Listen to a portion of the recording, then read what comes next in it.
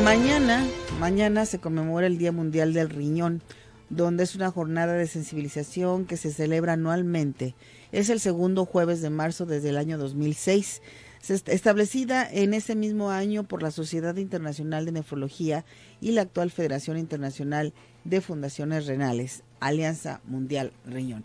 Para hablar sobre este tema ya nos acompaña y los presento.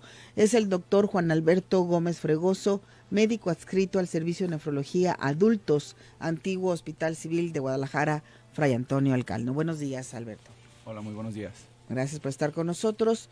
Luis Villegas, paciente trasplantado de riñón. Muy buenos días. Buenos días, gracias por la invitación. Gracias por acompañarnos también. Y Carlos Lomas, paciente a la espera de un trasplante de riñón. Carlos, buenos días. Hola, muy buenos días, un gusto estar con ustedes. Muchas gracias por venir a platicar de este tema que es tan importante para la salud de cualquiera de nosotros. Y comencemos por el principio, hablemos del riñón.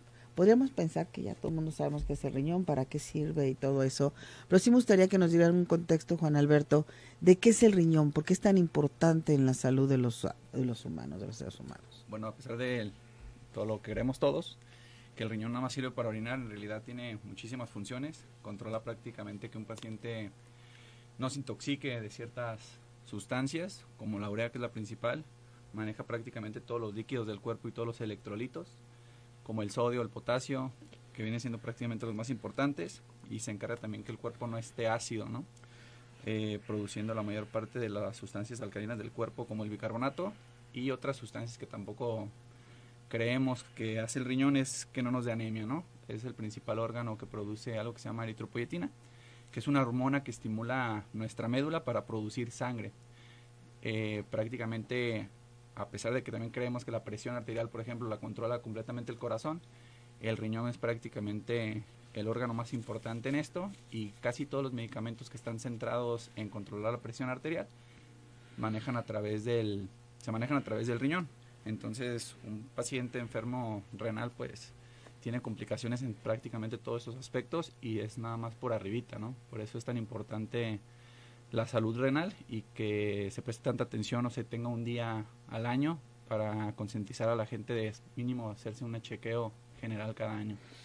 ¿Por qué se enferma el riñón? ¿De qué se enferma? ¿Qué es lo que lo va afectando? La mayoría de las veces no sabemos qué es lo que lo causa, eso es lo malo, pues. Tengo algunos amigos nefrólogos que dicen que un factor de riesgo importante para ser enfermo renal es haber nacido en Jalisco, ya que Jalisco se encuentra abajo de Fiji, o ahí cerca de Fiji, como el lugar donde más enfermos renales crónicos hay en todo el mundo. Jalisco como tal, no la ciudad, no el país de México, sino Jalisco como tal. ¿Hay alguna condición, aunque sea coincidente, en los pacientes?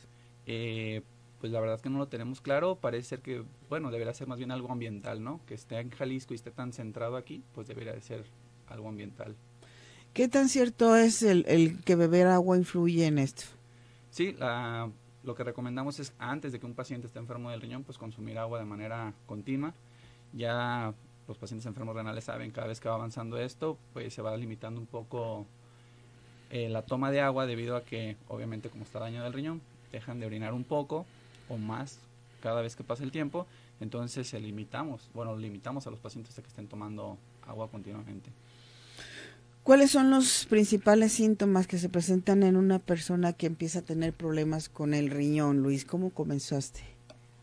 Pues de mi parte empecé con mareos por la presión alta, y empecé a hincharme. Eran los síntomas que yo sentía y veía en mi cuerpo, y sobre todo a tener cansancio, sueño. Podría estar dormido todo el día. De esa forma comenzó, pero sobre todo por la presión. La presión subía, y de ahí venía los mareos, venía el vómito, venía todo esto. ¿Y en tu caso, Carlos? Bueno, para serte muy honesto, en mi caso en particular fue más silencioso que algo que nos advirtiera realmente. Yo me enfermé, o me di cuenta que estaba enfermo, yo creo que unos 2 días antes de caer ya directo al hospital y de perder el sentido. Por mera tramitología, yo estaba justamente en los últimos momentos de mi semestre de la carrera, y yo justamente quería evitar ir al médico por el tema de perder tiempo. Entonces Ya la verdad es que cuando ya caí al hospital fue porque ya no había otra opción. O sea, realmente ya estaba con las toxinas hasta arriba y yo ya estaba a punto de empezar a delirar, y yo ya estaba entrando en shock y todo un tema que pues solamente mi familia le tocó ver, ¿no? Pero realmente para mí fue bastante silencioso. En este caso, Juan Alberto, sí suceden estos casos que no hay ningún síntoma previo. La mayoría de las veces es así. La única forma de detectar que estamos enfermos del riñón es haciéndonos exámenes, pues prácticamente un examen de orina para ver si está tirando proteínas y una creatinina y una urea en sangre. De la enfermedad renal, los 5 grados prácticamente no dan ninguna molestia, como ya nos comentaron. La mayoría de las veces llegan los pacientes, así como acaban de comentarnos, directo casi a diálisis, pues hemodiálisis, porque es una enfermedad silenciosa, es una enfermedad prácticamente que no se siente absolutamente nada, o como mencionaron, tal vez nada más un ligero mareo, o que la presión se empieza a elevar mucho, y es cuando empezamos a hacer exámenes y nos damos cuenta que estamos enfermos del riñón. Muy bien, tenemos que hacer una pausa. Regresamos, esto es Cara a Cara.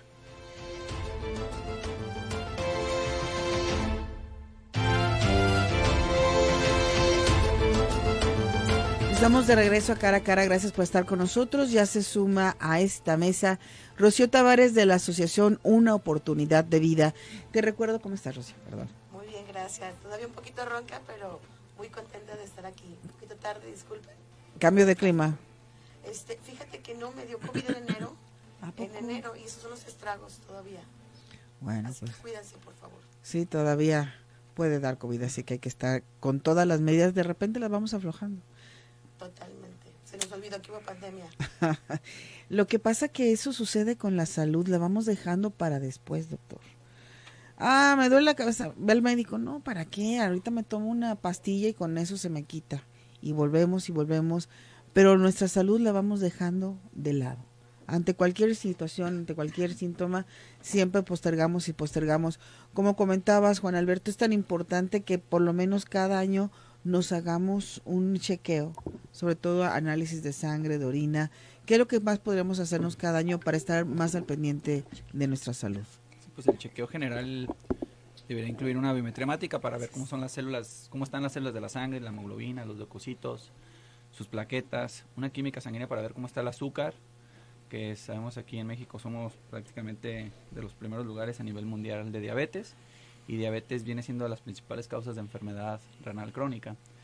En la misma química sanguínea pues viene la creatinina y la urea, que ahí nos podemos dar cuenta si el paciente pues tiene alguna enfermedad renal y a determinado grado en el que se encuentra. Podríamos incluir también los electrolitos, un perfil de lípidos para saber cómo está el colesterol, los triglicéridos, ver si podemos intervenir también aquí para evitar infartos o alguna embolia o derrames en la cabeza, pues, o eventos vasculares cerebrales, como es correctamente dicho. Y un examen general de orina, porque simplemente con eso podemos ver si el paciente está tirando proteínas, está tirando sangre, tiene algún tipo de infección urinaria, y poder pues alcanzar o detectar las enfermedades de manera temprana. ¿Es hereditaria? Hay ciertos casos que es hereditaria, pero la verdad, como le comenté al principio, la principal causa es diabetes, y la mayoría de las veces no sabemos en realidad cuál es la causa de la enfermedad renal. Hablabas de 5 grados. Sí. 5 grados. ¿Qué significa esto? Va del 1 al 5. El primero es el grado pues, más bueno, de mejor a peor. Como va progresando la enfermedad, va avanzando al 2, al 3, al 4, y esto lo hacemos por la función del riñón que calculamos nosotros con la creatinina. Se pone la edad, si es hombre, si es mujer, y los niveles de creatinina que tienen. Esto se divide en 5 grados, de 90 a 120 es grado 1, pero que esté tirando, por ejemplo, proteínas o que tenga algún daño. De 60 a 90 es grado 2, y de ahí para abajo son cada 15 mililitros minuto, que es como lo llamamos nosotros.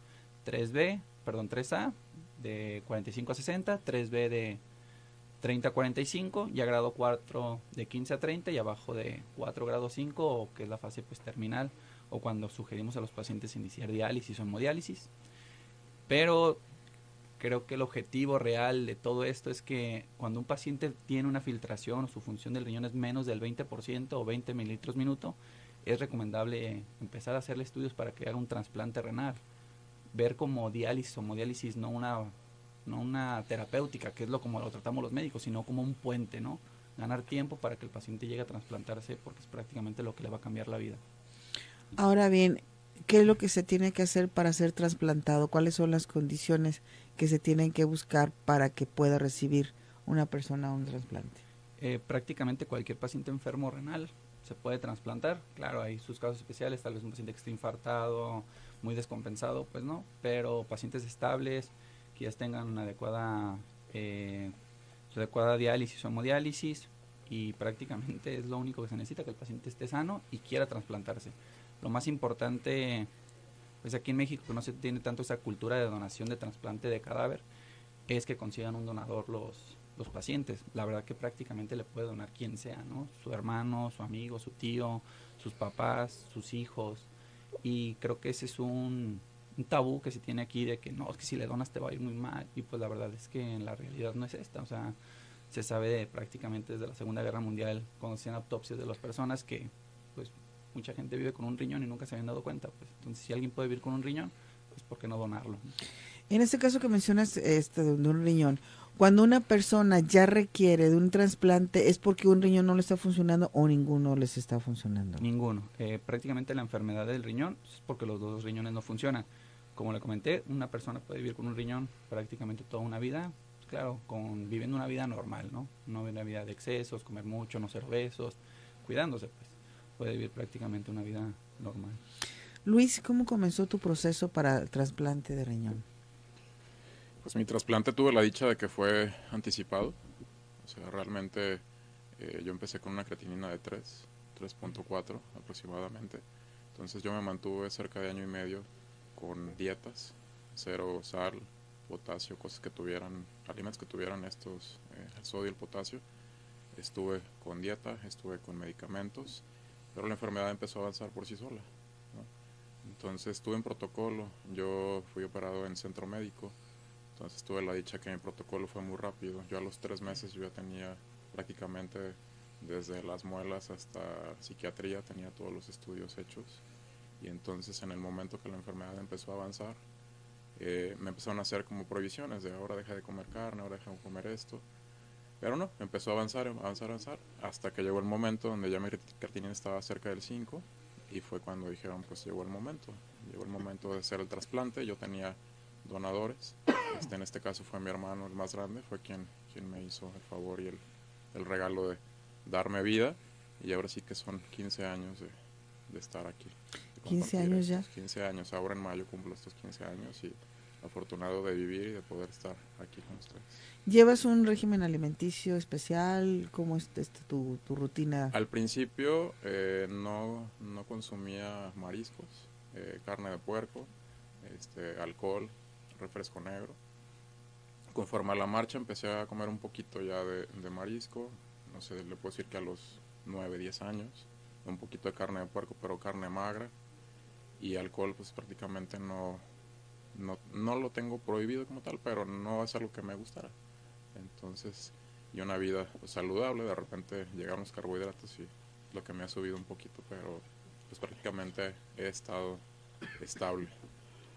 ¿Tiene que haber un cambio de hábitos en una persona trasplantada o totalmente, o puede tener ciertas ligerezas?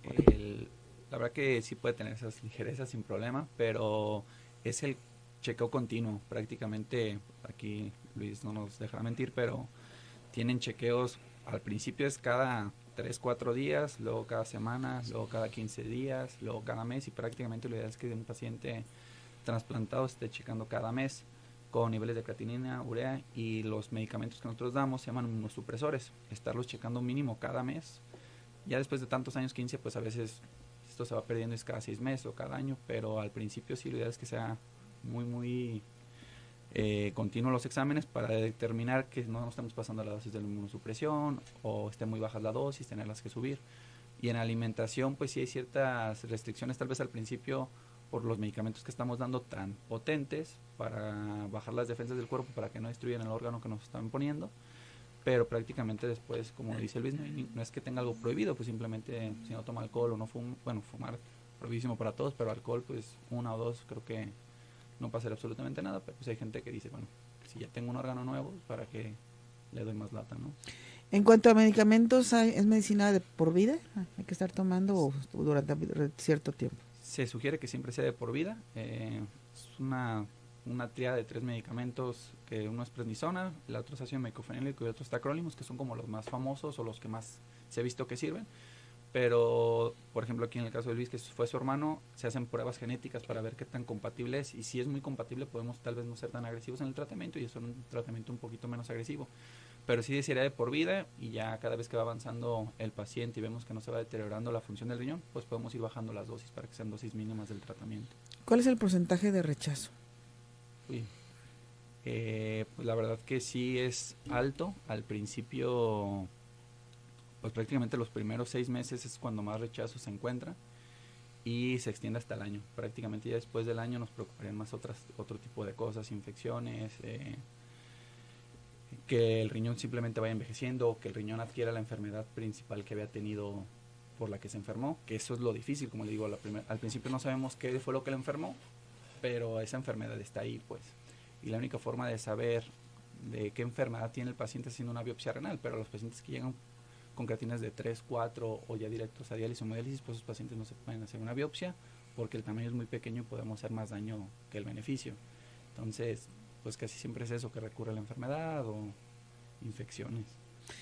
¿El donante a partir de qué edad puede serlo? A partir de los 18 años se sugiere que ya puede ser donador por ley, pues.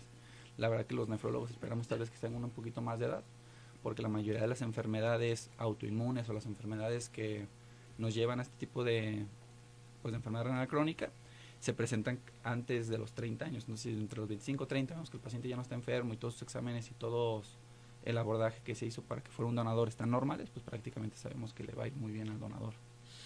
Muy bien, tenemos que hacer una pausa, regresamos. Esto es Cara a Cara. Estamos de regreso a Cara a Cara. Te recuerdo que estamos platicando sobre la importancia de la salud renal. Te digo quién está rápidamente con nosotros: el doctor Juan Alberto Gómez Fregoso, médico adscrito al Servicio de Nefrología Adultos del antiguo Hospital Civil de Guadalajara y Fray Antonio Alcalde; Luis Villegas, paciente trasplantado de riñón; Carlos Lomas, paciente a la espera de un trasplante de riñón; y Rocío Tavares, de la asociación Una Oportunidad de Vida. Y nos estaba comentando ahorita fuera del aire que tu hermana y tú son trasplantadas. Sí, así es. Ahora sí que nos acompaña la enfermedad renal en la familia desde que tengo memoria. Y es curioso porque ahorita mencionaba el doctor que muchas veces es hereditario, y en nuestro caso es una herencia que iniciamos con nosotras, mi hermana y yo. Yo inicié con enfermedad, mi hermana a los 7, 8 años, que nace ella, también inicia con problemas de riñón, sin saber que mis papás qué era, empezaron a buscar puertas, llegaron con el doctor, un nefrólogo pediatra del centro médico, que nos hizo todos los exámenes que te puedas imaginar, y así fue como se encontró que nuestra enfermedad basal era acidosis tubular, y en mi caso generó una nefrolitiasis, que quiere decir que formé una piedra grande en un riñón, y mi hermana nefrocalcinosis, y tenía poliquistosis renal, tenía muchos piedritas en todos los riñones, y eso fue llevando a que generáramos una insuficiencia renal. Y en nuestro caso también el tener mucho cuidado, una detección temprana, una modificación de alimentos, aprender que esto era un estilo de vida diferente, fue lo que nos llevó a estar durante casi 15 años en prediálisis, llegar a un trasplante anticipado y pues seguir aquí todavía muchísimos años después, con sobrevida y con buena calidad, ¿no? ¿Qué edad tenían? Yo tenía 8 años, mi hermana tenía 1 año de nacida.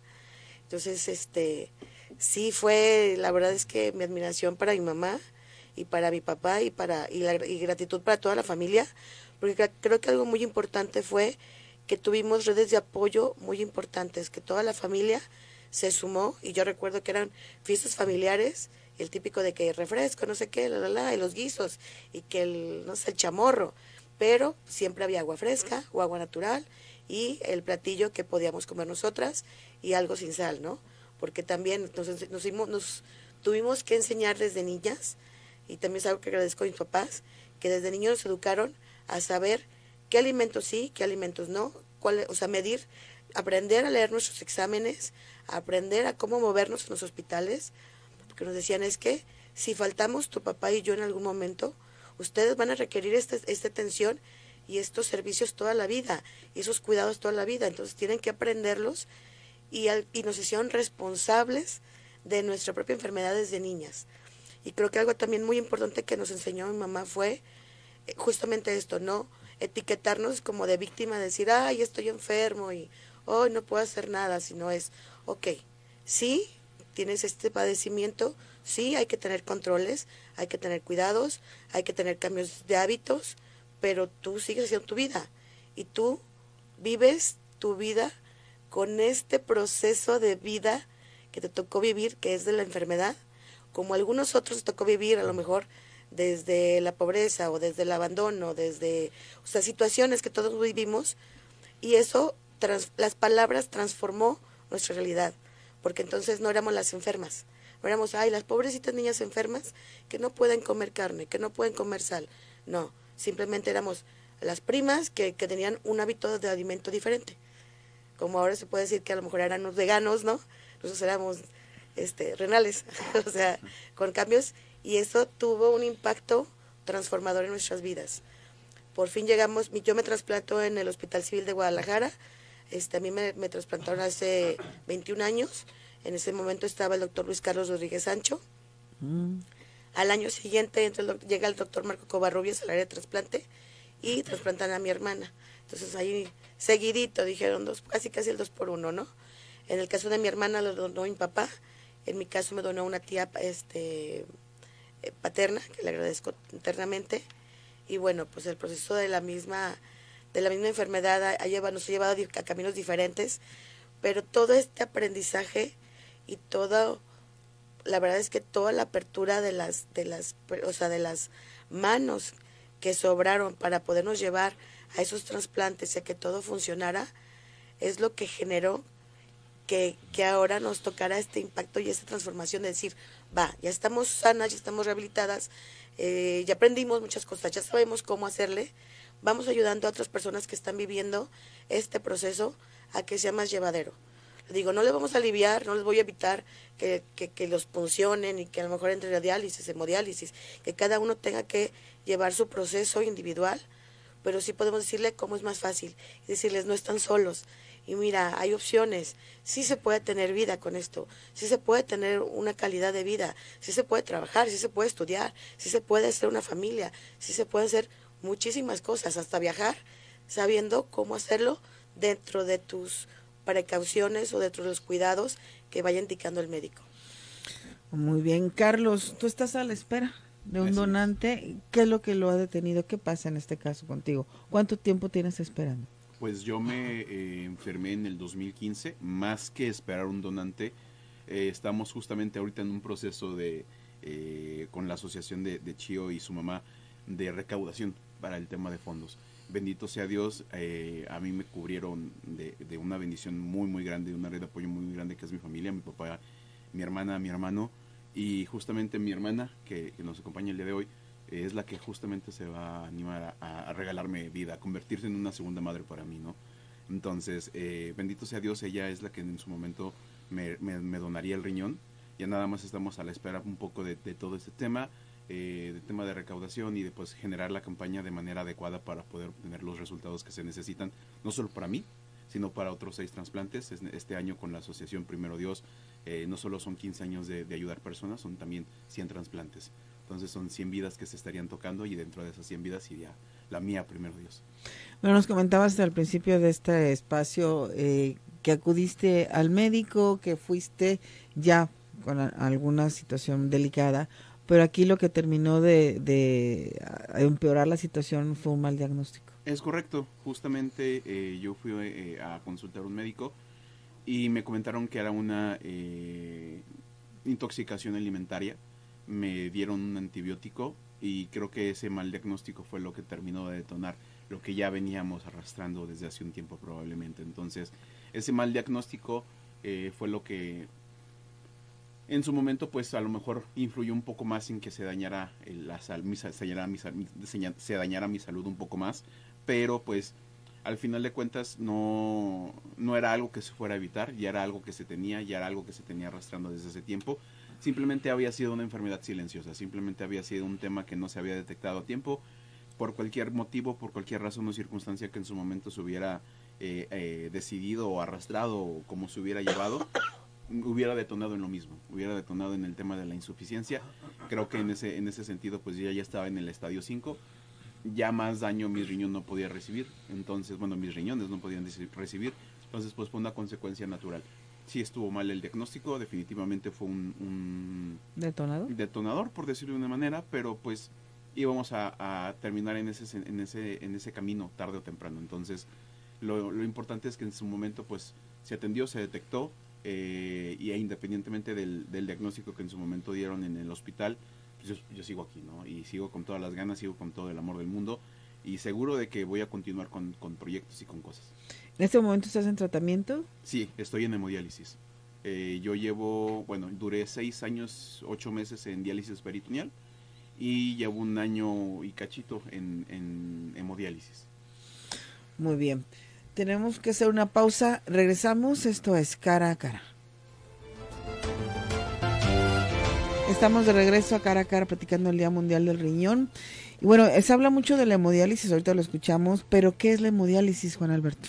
Bueno, la hemodiálisis es una terapia que afortunadamente existe porque prácticamente es la única terapia de cuando un órgano falla, el paciente puede seguir viviendo aunque el riñón no funcione, ¿no?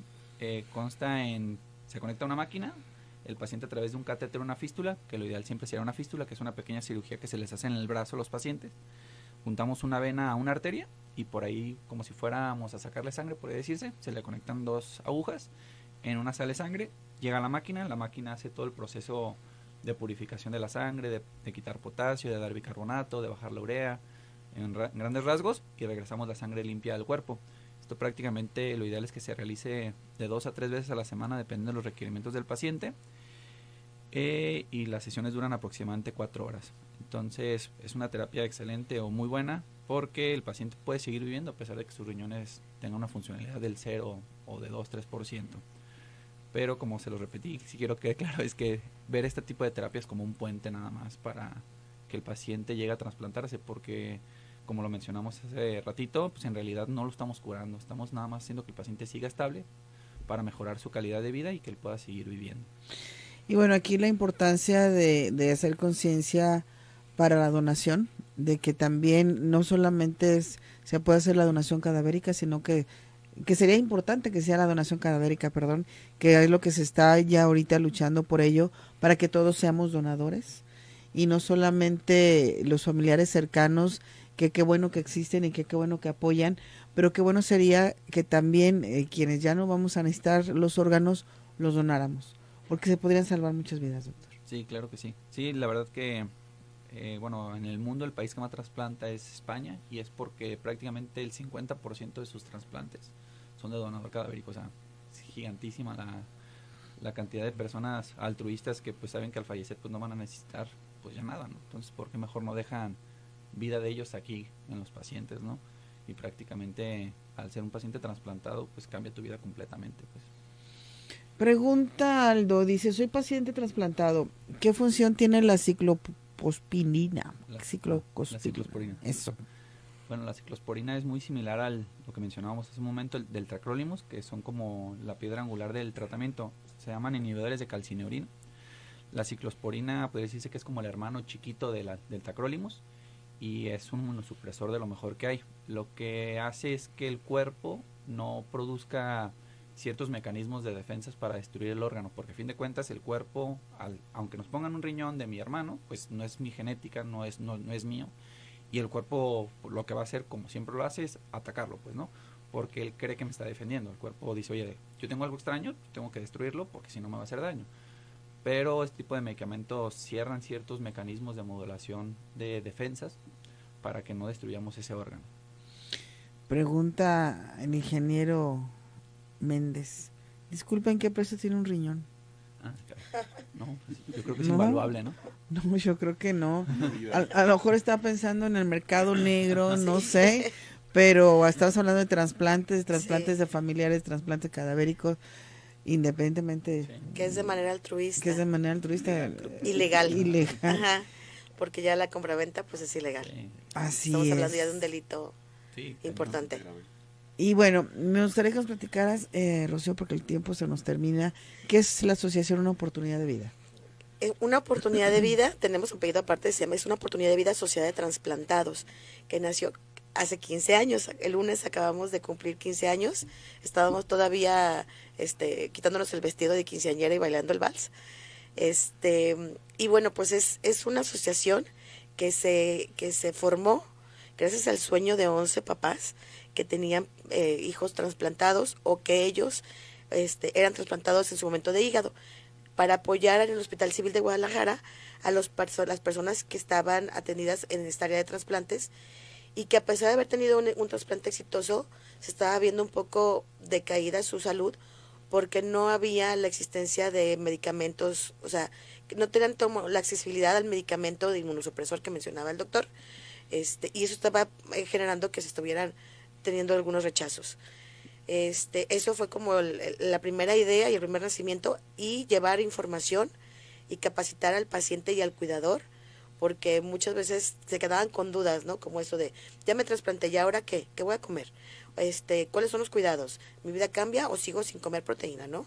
Entonces fue como generar esos charlas, estos talleres para darles información, porque creemos que también si el paciente te informas bien de tus cuidados, tienes más herramientas de cómo cuidarte mejor, ¿no? Y ya no hay pretexto, o sea, ahora sí desde que, yo no sabía que me hacía daño el fósforo. No, espérame, pues infórmate y aprende, ¿no? Y conoce los alimentos y demás. Y conforme ha ido creciendo y ha ido avanzando la asociación, obviamente nos hemos ido profesionalizando y hemos crecido en apoyos conforme la demanda de la población. Hemos crecido igual que ha crecido, o creo que en menos cantidad o proporción a cómo ha crecido en estos años la cantidad de pacientes que cada vez vemos más. O sea, al principio teníamos 10 pacientes que atendíamos al año, ahora tenemos 200, entre 200 y 150, desde prediálisis, diálisis, hemodiálisis y trasplante y post-trasplante.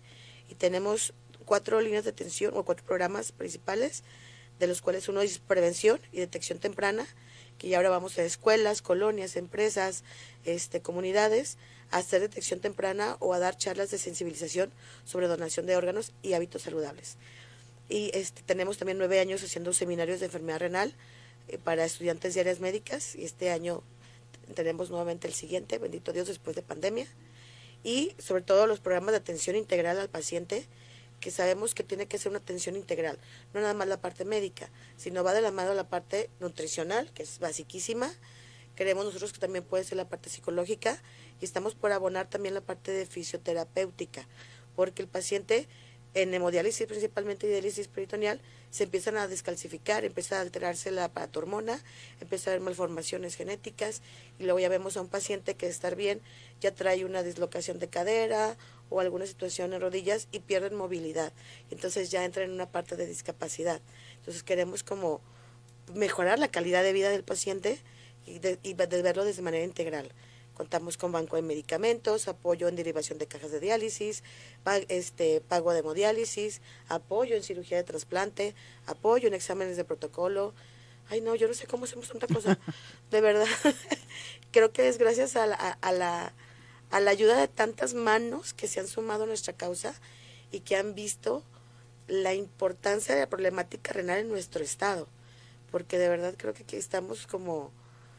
No, o sea, catapultados y como mencionábamos fuera del aire, hay zonas sumamente como rojas, con muchísima incidencia en pacientes, y que seguramente el doctor en el hospital ve cada vez más pacientes de zonas como de la Ribera de Chapala, Poncitlán, San Pedro Itzicán y toda esta parte, El Salto y demás. Entonces, creo que parte también de la labor de la asociación es visibilizar esta problemática ante la sociedad, que todo mundo, aunque todo mundo conocemos, porque luego vamos a charlas y todo el mundo dice, enfermedad renal, claro, mi abuelito falleció de esto, mi mamá tenía diabetes y entonces cayó en esto, porque la mayoría de los adultos llegan a enfermedad renal por la diabetes. Pero ¿qué pasa ahora? Que llegan niños con enfermedad renal avanzada, llegan jóvenes de 11, 13, 15 años, ya con una edad, con una enfermedad en la etapa 5, y entonces es como decir, hey, o sociedad, existe eso. Ey, es muy fácil prevenirlo, detectarlo oportunamente, ¿no? Para que entonces estas personas que van a llegar a enfermedad renal la detecten a edades tempranas y se puedan hacer cambios alimenticios y cambios de hábitos y que no llegue una saturación a etapa 5, que es lo que está pasando, y que acabe con los presupuestos de familias, del sector salud y de todos. ¿Dónde están ubicados? ¿Cómo se puede acercar la gente a ustedes? Se puede acercar, estamos ubicados, nuestra oficinita está de atención de pacientes en la calle del Liceo, a media cuadra del Palacio Federal, entre Guillermo Prieto y Hospital y Guillermo Prieto. Estamos de lunes a viernes, de atención de 9 a 2 de la tarde, ahí está Laurita o Eric, que son los de atención a pacientes, y tenemos otras oficinas operativas en Bernardo de Balbuena 1106-A, en la colonia acá en, ¿qué era? Ayuntamiento, sí, cerca de Mezquita, entre Santa Tere y Mezquitán Country, o bien nos pueden llamar a los teléfonos al 3336-314650, ay, mi gallito, todavía estoy malita, o buscarnos en las redes sociales, estamos en Facebook y en Instagram como Una Oportunidad de Vida. Bueno, pues el tiempo se nos terminó. Muchísimas gracias. Nos hace una última pregunta, doctor. ¿Una persona que ya fue trasplantada puede volver a ser trasplantada? Sí, claro. ¿Sí? Todavía. 3, 4 veces. Perfecto. ¿Ya? Nos tenemos que despedir. Muchísimas gracias. Le agradezco al doctor Juan Alberto Gómez Fregoso, médico adscrito al Servicio de Nefrología Adultos del antiguo Hospital Civil de Guadalajara y Fray Antonio Alcalde. Gracias a Luis Villegas, paciente trasplantado de riñón, a Carlos Lomas, paciente que está a la espera de un trasplante, que esperemos que pronto ya se dé esto y que vengas a platicar. Claro que sí, con todo el gusto del mundo. Muchísimas gracias. Rocío Tavares, de la Asociación Una Oportunidad de Vida, muchísimas gracias. Al contrario, gracias. Ya nos vamos, quédense con Omar Machain y Zona de Conexión a las 6 de la tarde. Nuevamente nos escuchamos en la tercera emisión. Hasta luego.